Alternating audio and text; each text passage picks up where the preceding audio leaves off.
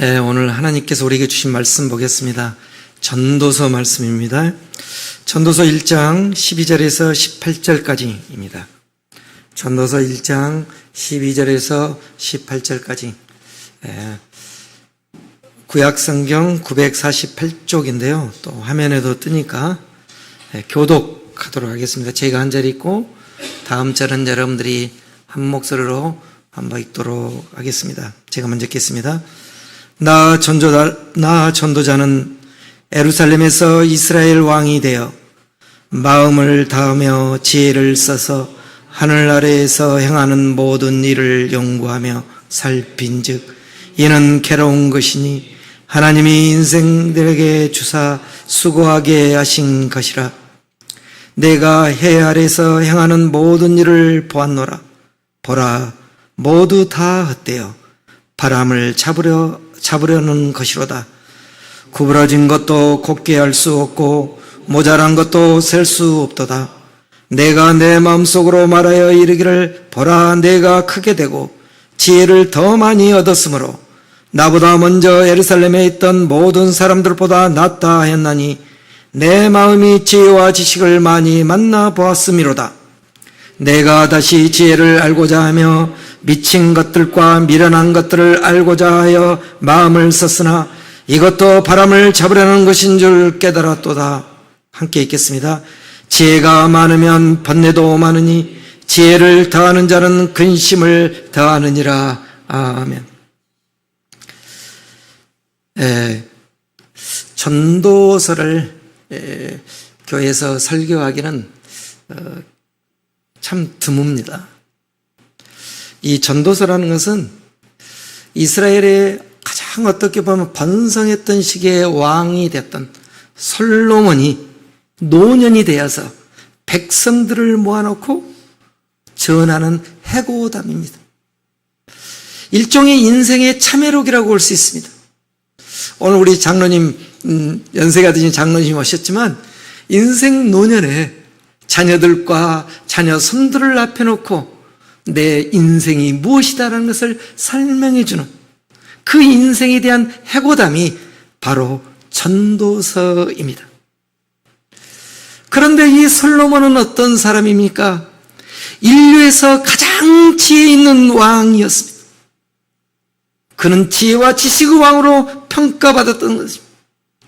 그런 솔로몬이 오늘 이 본문 속에서 자기가 누렸던 지혜와 지식이 얼마나 부족하고 허무하다라는 것을 설교한 것입니다. 우리는 다 알 겁니다. 솔로몬의 그 유명한 재판을. 그 이야기 다 아시잖아요. 한 집안에 2명의 창기가 살았죠. 창녀들이. 그런데 사흘 간격으로 아이를 낳았어요. 근데 한 여인이 참버릇이 안 좋아가지고 자기의 갓난 아이를 눌려서 뭉개서 죽여버립니다. 죽게 된 것입니다. 그래서 살아있는 저 여인의 아이와 바카치키를 하고 깨어나 보니까 자기 아이가 죽어 있는 거예요. 그러니까 서로 내 아이라고 살아있는 아이라고 주장하면서 솔로몬 왕에게 갔을 때 솔로몬이 어떻게 판단합니까?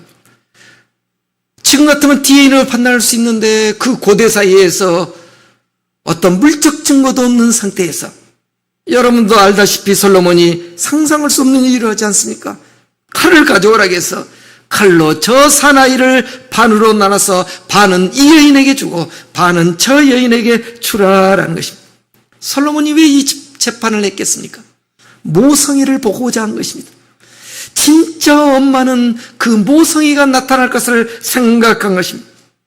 솔로몬의 계획대로 진짜 엄마는 반응하기 시작했습니다. 자기의 아이를 포기하기 시작했습니다. 이 대목이 열왕기상 3장 26절에 보면 그 진짜 엄마를 이렇게 쓰고 있어요.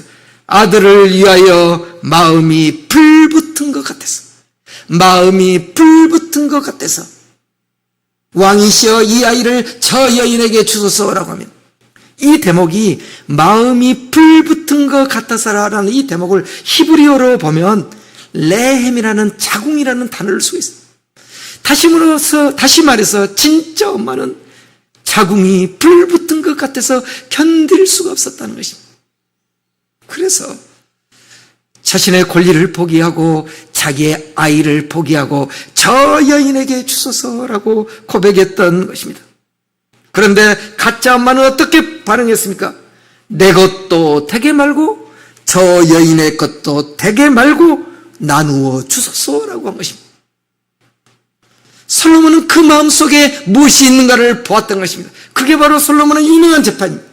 이 재판이 열방에 소문이 나면서 그때 누가 합니까? 저 이디오피아에 있는 시바의 여왕이 그 소문을 듣고 솔로몬을 찾아와서 갖가지 어려운 질문을 할 때마다 솔로몬의 놀라운 지혜로 막힘없이 대답을 합니다. 그래서 열왕기상 10장 7절에 보면 시바의 여왕이 어떻게 이야기하냐면 당신의 지혜와 복이 내가 들은 소문보다 더하도다라는 것입니다. 당신 직접 보니까 내가 들었던 소문보다 당신이 갖고 있는 지혜와 지식이 너무도 뛰어났다는 것입니다. 그런 솔로몬이, 그런 지혜를 누렸던 솔로몬이 노년에 인생 참회록을 썼던 것입니다. 오늘 그 본문은 무엇입니까? 내가 누려왔던 지혜와 지식, 부와 권력, 그것이 얼마나 허무한가를 고백했습니다. 왜 우리의 인생이, 솔로몬이 허무한 인생이라고 했습니까? 하나님이 없는 삶이 불행하다라는 것입니다.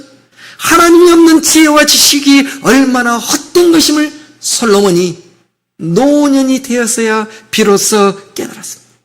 자, 오늘 본문 12절 한번 같이 한번 읽어봅시다. 12절. 나 전도자는 예루살렘에서 이스라엘 왕이 되어. 나 전도자. 이 전도자란 말이 원래 이 구약성은 히브리어로 써졌잖아요. 히브리어 보면 코헬레트라고 써요. 코헬레트란 말은 사람들을 모아놓고 그 앞에서 설교하는 자를 말해요. 그래서 우리 성경이 전도자라고 번역을 한 거예요. 도를 전하는 사람. 도가 뭐예요? 하나님의 말씀을 전하는 사람이라는 것입니다. 내가 이스라엘의 왕인데 노년에 솔로몬이 전도자가 되어 설교자가 되어 백성들을 모아놓고 인생에 대해서 설명하고 있는 것입니다. 다시 말해서 오늘 이 말씀은 인생이 과연 무엇인가? 인생의 목적이 무엇이고 인생의 의미와 가치가 무엇인가를 전해주고 있는 것입니다. 저는 이 AI 시대가 되면서 이 전도서를 우리가 다시 깊게 읽어야 됨을 깨달았습니다. 이제 물질 문명은 발달하고 있지만 사람들이 더 허전해가고 있다는 것입니다. 결핍을 느끼고 있다는 것입니다. 인생이 무엇인가라고 우리는 다시 되묻고 우리의 인생을 바로 알아야 된다는 것입니다. 그래서 솔로몬이 이제 이 전도서를 쓰게 됐고 오늘 이 13절 보면 이렇게 전하고 있습니다. 13절 다 같이 한번 읽어봅시다. 시작. 마음을 다하여 지혜를 써서 하늘 아래에서 행하는 모든 일을 연구하며 살핀즉 이는 괴로운 것이니 하나님이 인생들에게 주사 수고하게 하신 것이라는 것입니다. 솔로몬이 헤아린 모든 것들을 연구하여 살펴보았다는 것입니다. 그런데 괴로운 것이다. 괴로운 것뿐이라는 것입니다. 이 괴롭다라는 이 괴로운이라는 형용사를 히브리어로는 라라는 단어를 써요. 이 라라는 말은 나쁜, 악한, 고난이라는 것입니다. 다시 말해서 헤아려 인생을 살펴봤는데 악하고 고난뿐인 인생이라는 것입니다. 솔로몬. 그런데 왜 우리의 인생이, 왜 우리 사람의 인생이 이렇게 괴로운 것인가? 솔로몬은 어떻게 해야 합니까? 하나님이 인생들에게 주사 수고하게 하신 것이다. 하나님이 주셨다는 것. 우리가 이 말씀을 이해하려면 창세기 3장의 말씀을 봐야 됩니다. 창세기 3장 말씀은 하나님께서 천지를 창조하시고 아담과 하와를 지으시고 에덴 동산에 살게 하셨어요. 그러면서 모든 것은 너희들이 누려라는데 동산 중앙에 있는 선악과만큼은 먹지 말라라고 했어요. 선악과는 어떤 열매예요? 선과 악을 아는 지식의 나무예요.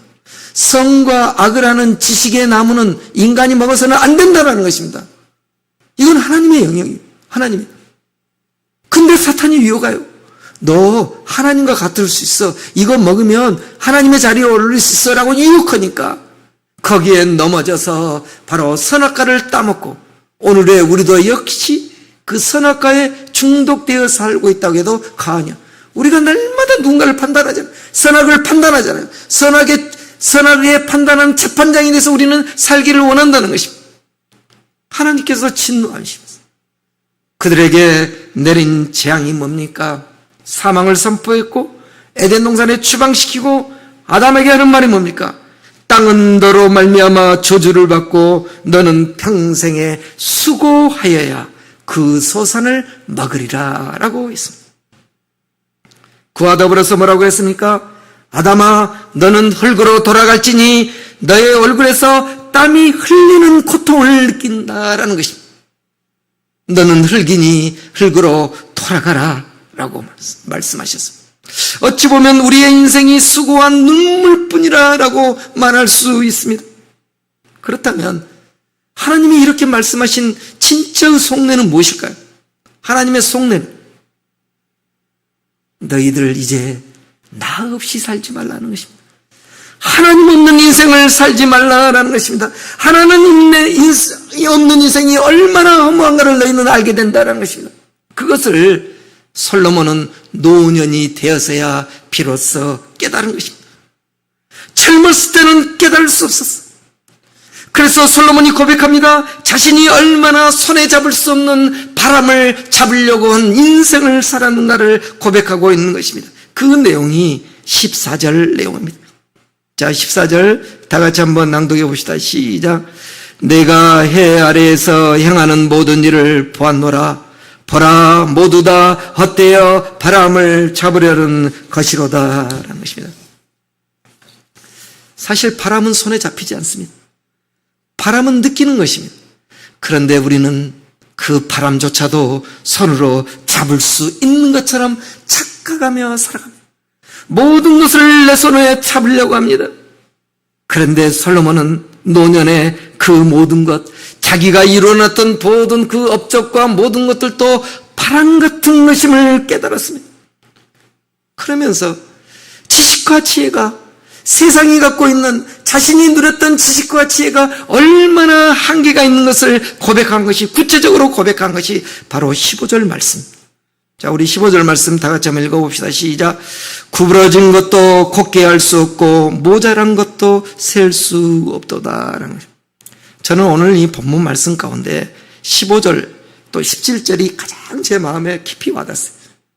그래서 지난 한 주일 동안 이 15절 말씀을 많이 묵상했습니다. 구부러진 것도 곱게 할 수 없고 모자란 것도 셀 수 없다라는 것입니다. 구부러진 것이 무엇입니까? 구부러진 인생을 말합니다. 갈수록 사람들의 마음이 구부러진 사람들이 늘어나고 있습니다. 이 구부러진 마음들은 세상의 지혜로 곱게 필 수도 없습니다. 얼마 전에, 며칠 전에, 지난주에 아는 목사님을 만났는데 딸아이가 우울증이 걸린 거예요. 그래서 의사를 만나려고, 소아정신과 의사를 만나려고 전화를 했는데 3주를 기다렸고 만났다는 거예요. 3주를. 소아정신과가 많아. 그래서 그 기다리려면 힘드니까 나주로 가라 했다는 거예요. 나주에 가서 상담을 해라 했다는 거예요.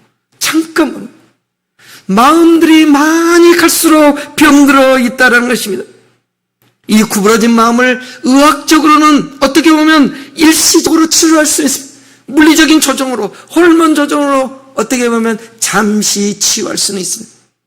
그러나 세상의 지혜로, 세상의 지식으로 그 구부러진 마음과 영은 치유할 수 없다는 것입니다.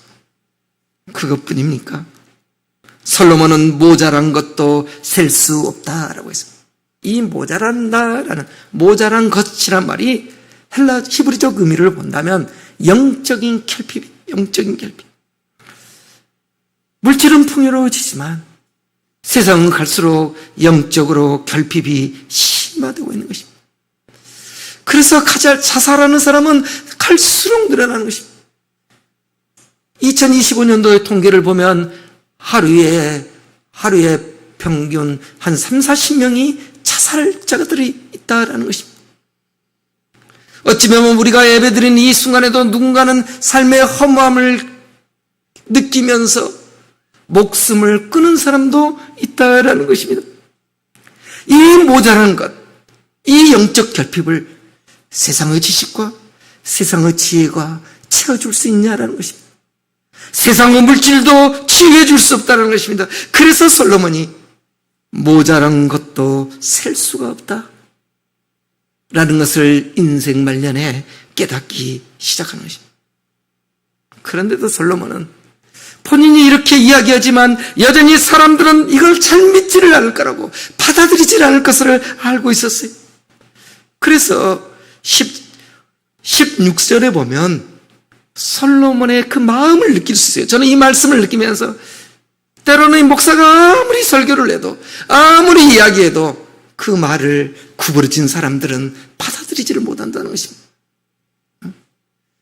영적으로 깨닫지를 못한다는 것입니다. 이 16절 말씀을 한번 같이 한번 읽어봅시다. 같이 읽어봅시다. 시작. 내가 마음속으로 말하여 이기를, 보라, 내가 크게 되고 지혜를 더 많이 얻었으므로 나보다 먼저 예루살렘에 있던 모든 사람들보다 낫다 했나니 내 마음이 지혜와 지식이 만일 만나 보았음이로다 라는 것입니다. 이 말씀이 어떤 의미입니까? 너희들 나 봐라, 나 알지 않느냐? 이 예루살렘에서 나보다 누가 지혜와 지식이 많냐라는 것입니다. 너희도 알다시피 나는 누구보다 지혜와 지식이 내 마음에 많이 있다는 것을 너희가 알지 않느냐라는 것입니다. 그런데 왜 너희는 깨닫지 못하냐? 내가 너희에게 전한 이 말씀을 왜 깨닫지 못하냐는 것입니다. 그러면서 이 17절 말씀을 또 덧붙여서 솔로몬이 우리에게 전해주고 있습니다. 자, 17절 말씀 우리가 다 같이 한번 읽어봅시다. 시작.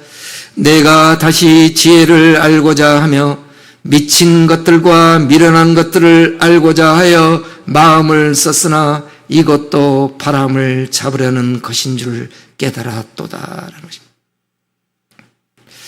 저는 이 17절 말씀 가운데 미친 것들과 미련한 것들을 알고자 하여 마음을 썼으나 이것 또한 내가 할 수 없는 것임을 깨달았다라는 것입니다. 미친 것들이 무엇입니까?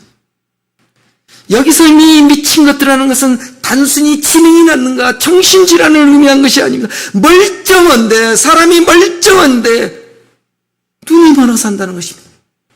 뭔가 매몰되어 중독되어 살아간다는 것입니다. 세상의 성공과 쾌락에 중독되어 살아가는 인간의 무모함과 광기를 말하는 것이 광기. 제가 이 말씀을 묵상하는데 오늘 민수가 온다는 것은 전혀 생각을 못했는데 광산구에 일어난 사건, 장윤기의 묻지마 살인 사건이 생각나더라고요.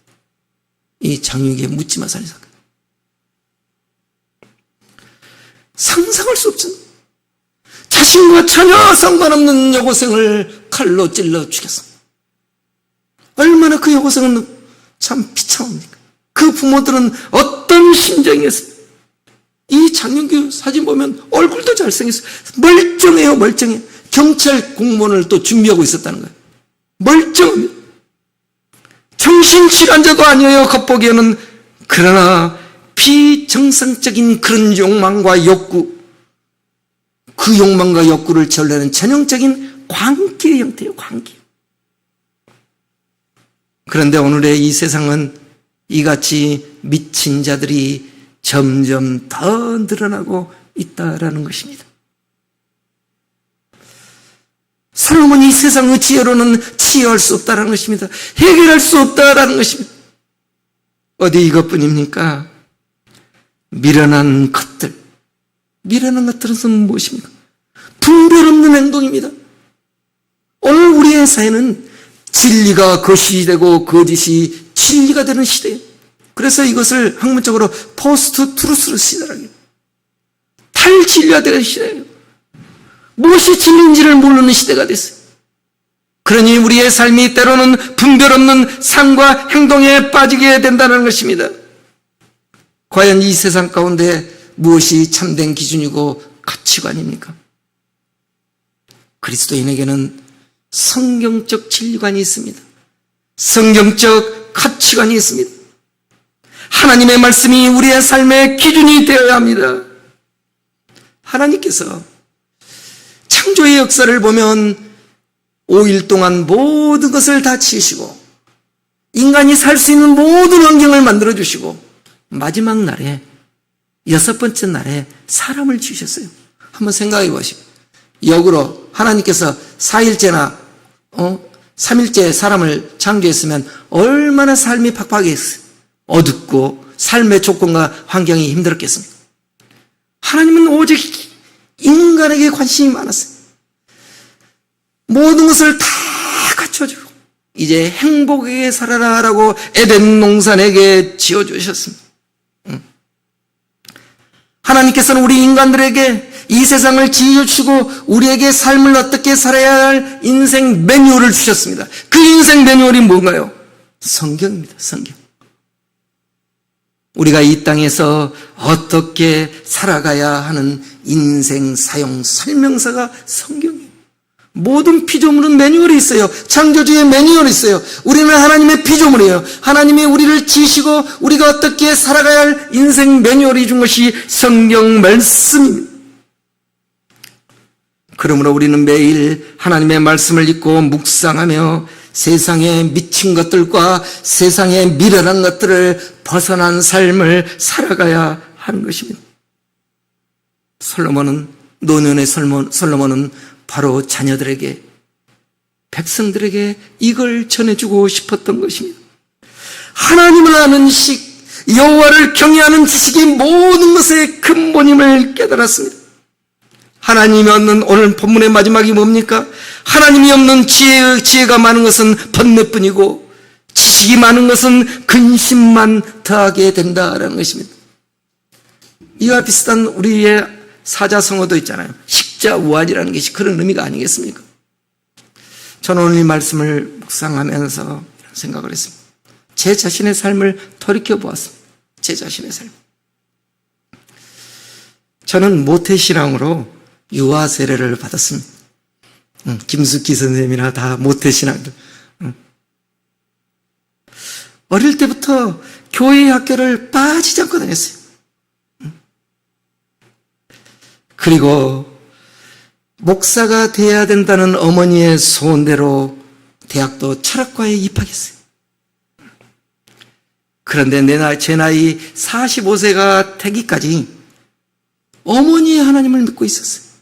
어머니의 하나님을 믿었지 나의 하나님을 만나지 못했어요.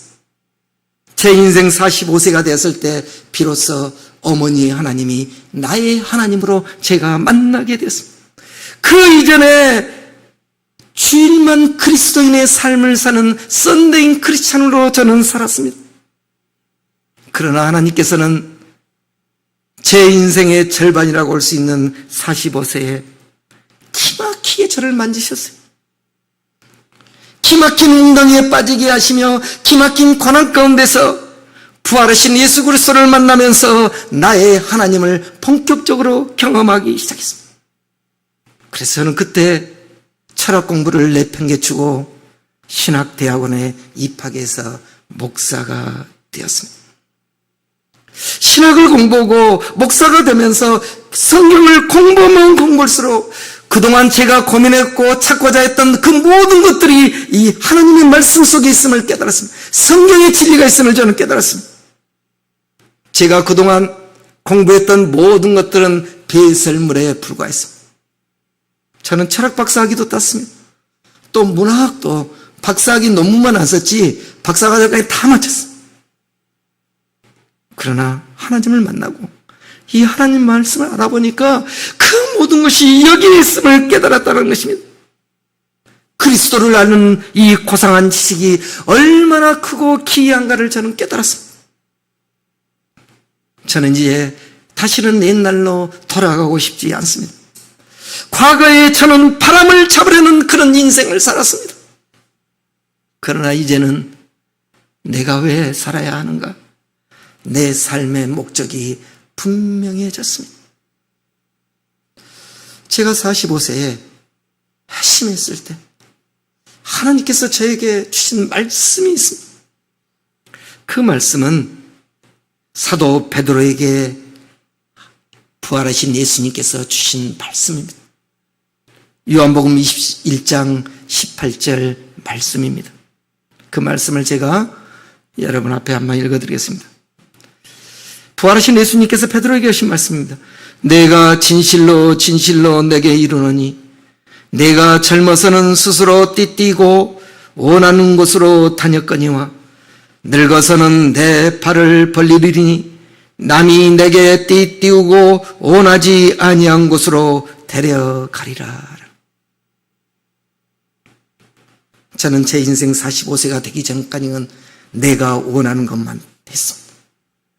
내가 원치 않은 것은 고집부리며 하지 않았습니다. 내가 하고 싶은 일만 했습니다.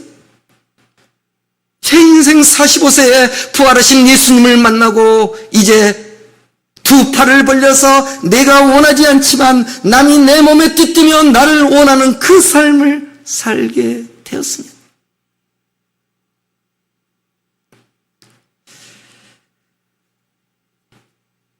저는 온몸으로 부활하신 예수님을 만났습니다. 그래서 주님처럼 내가 원하는 삶이 아니라 남을 위한 삶이 무엇인가를 깨달았습니다. 우리가 조금 깊이 생각하면요, 남을 위한 삶이 곧 나를 위한 삶임을 우리는 깨달을 수 있는 것입니다. 그것이 바로 복음이에요. 복음은 한마디로 정의하면 이타주의예요. 이타주의. 예수님을 만나기 전에 나를 위해, 내 욕심을 위해서 내가 스스로 띠띠며 내가 원하는 삶을 살았다면 예수님을 만난 후에는 남을 위한 삶을 사는 것, 그것이 바로 나를 위한 삶이고 그것이 바로 복음이라는 것입니다. 저는 우리 성도들이 그런 그리스도인들이 되었으면 좋겠어요. 하나님은 지금 많은 그리스도인들이 있지만 그런 삶이 복음이 되는 그런 그리스도인을 찾고 계신다는 것입니다. 너 이제까지 네가 원하는 곳만 다녔냐? 이젠 남이 내게 띠띠우는 삶을 살아가라 라고 말씀하신 것입니다. 저는 이 깨달음을요, 세상의 지식으로 제가 어려운 철학을 공부하고 문화를 공부했지만 그것이 가르쳐주지 않았어요. 그리스도를 아는 고상한 지식이 제 삶을 변화시켰던 것입니다. 그러나 여전히 하나님을 믿는다고 하면서도 그리스도인이라고 하면서도 솔로몬의 화려한 영광을 위해 사는 사람들이 너무도 우리의 주변에는 많습니다.